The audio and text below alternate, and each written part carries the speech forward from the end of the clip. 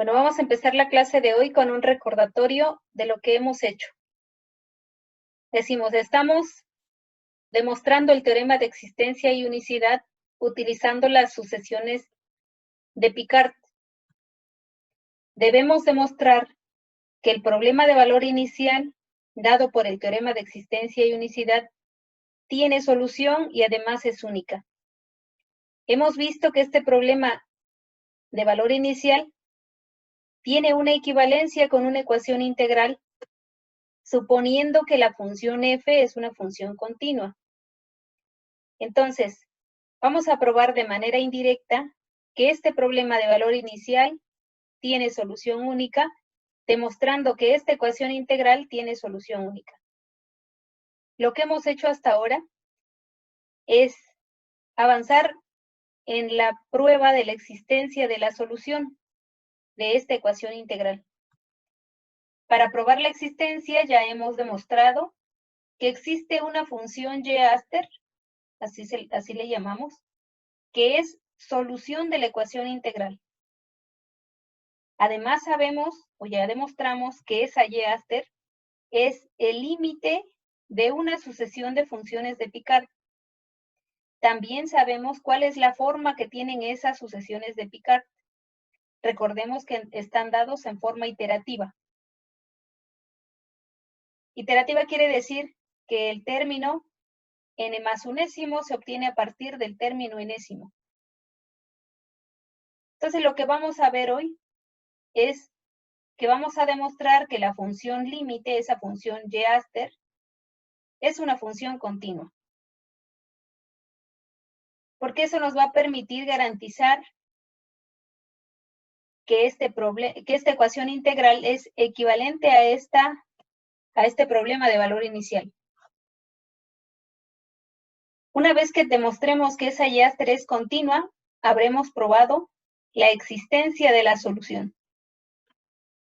Y nos faltaría la continuidad, que es la que vamos a revisar mañana. Bueno, vamos a ver que la función y-Aster es una función continua en un intervalo t0, t sub 0 más alfa. Recordemos de los cursos de cálculo cuál es la definición de que una función sea continua.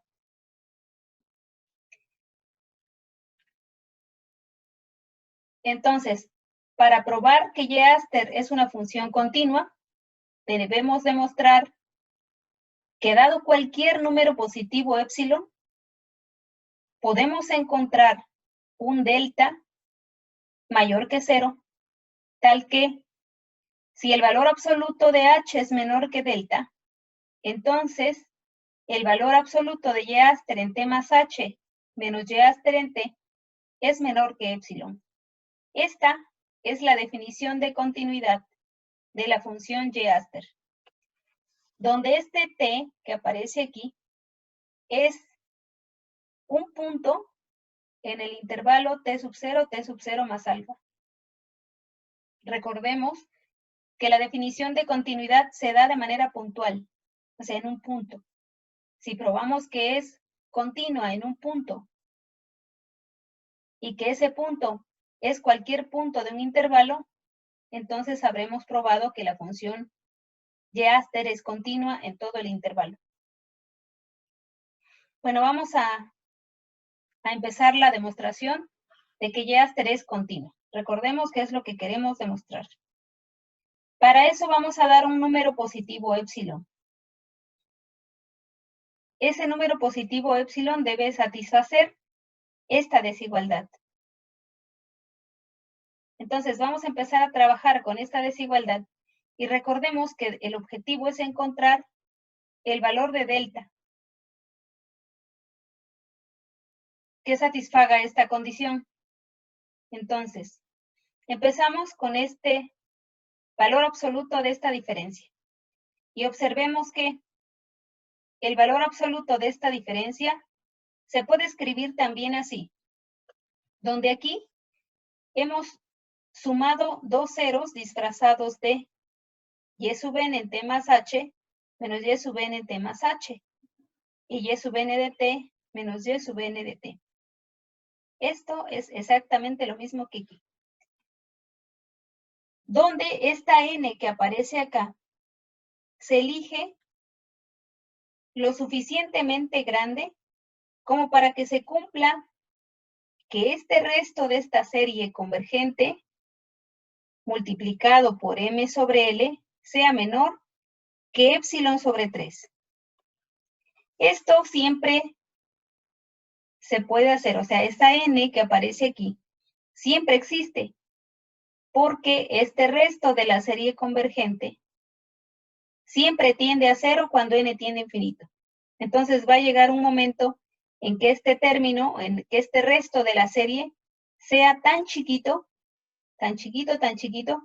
que cuando lo multipliquen por m sobre L, esto siga siendo pequeño de manera que sea menor que epsilon sobre 3. Con esa observación y con esa garantía de que ese n existe, fijémonos en este primer término y en este último término. Vean que aquí se está comparando un elemento de las sucesiones de Picard con la función límite. Aquí también se está comparando un elemento de las sucesiones de Picard con la función límite Yeaster. Fíjense que las dos están evaluadas en T más H. Y aquí esta está evaluada en T y esta está evaluada en T.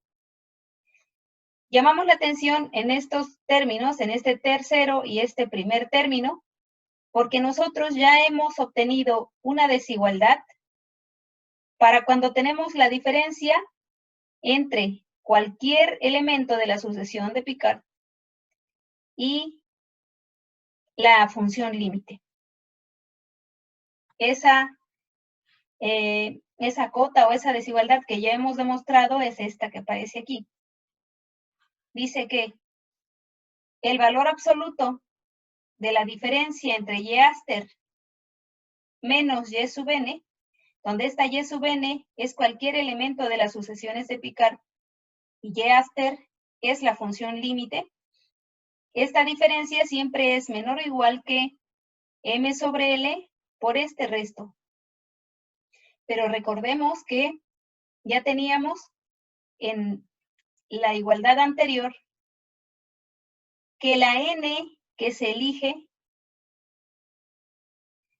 de manera que este resto con esa n igual a n mayúscula sea más pequeño que epsilon sobre 3.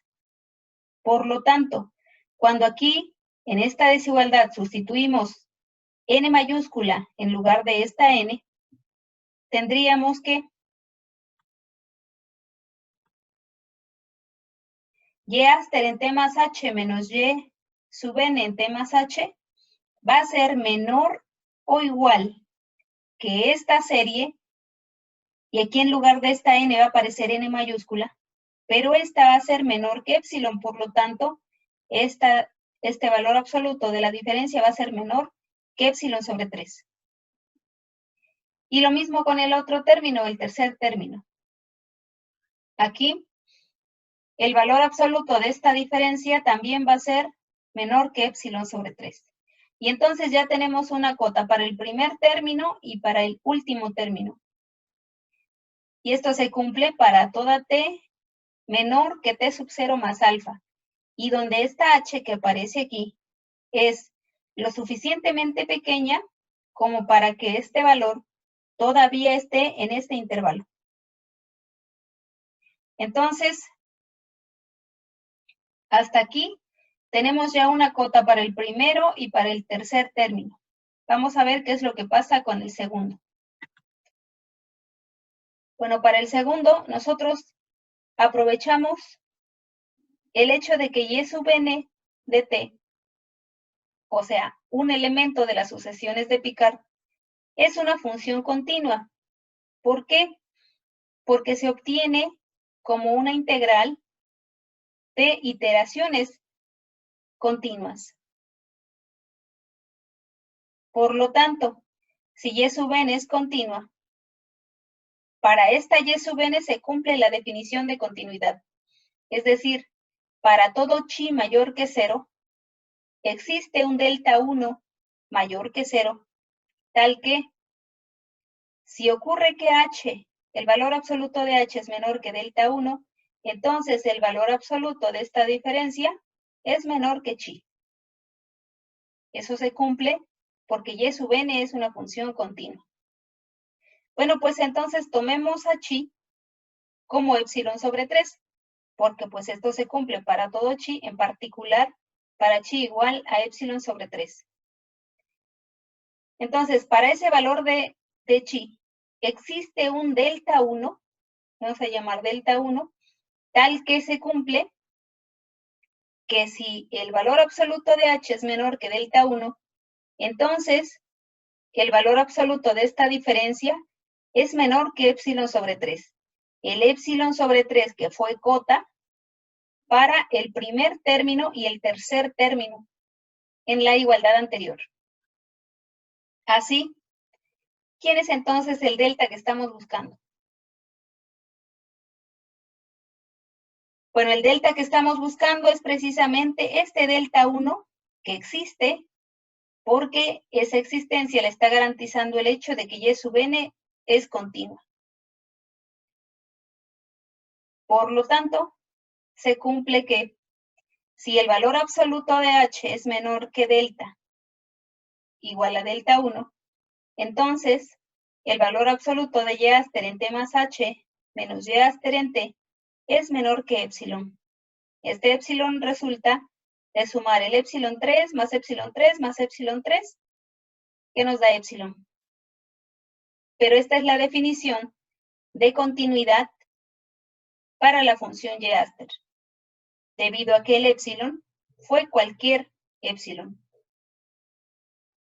Y por lo tanto, la función y aster es una función continua. Y con esto terminamos la demostración de que y aster es una función continua.